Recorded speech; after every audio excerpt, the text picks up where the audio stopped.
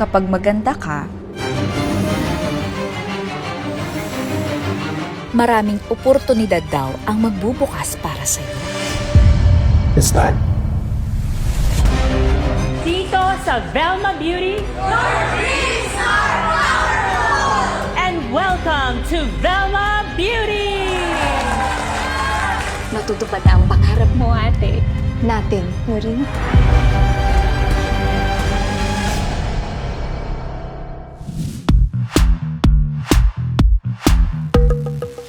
Iyon nga lang, may ibang maganda lang sa labas. Pero bulok sa loob. Shari, pakibigay naman to kay Miss Velma. Sabihin mo, subukan niya. Sample products ko yan. Halina Serum ang pangalan. Sige na. In fairness, ang ganda ko.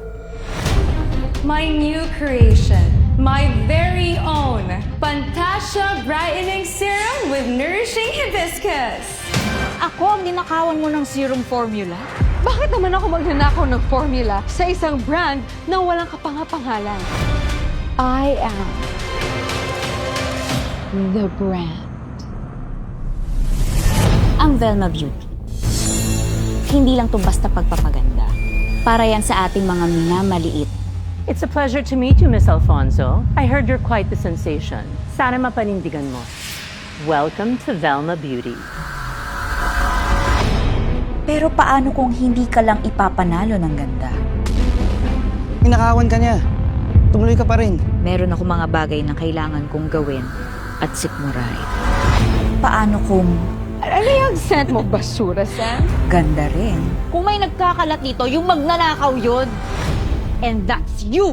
Ang papatay sa'yo. Die, Velma! Die! What can I say? Early bird catches the bee.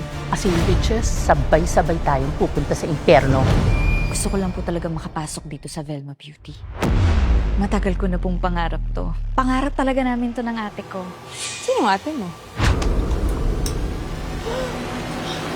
Si Helena Alfonso. Hey, what are you doing? I can handle this. You're a real work of art. Handang-handa na akong lumaban. I can't wait na makilala ka for who you truly are.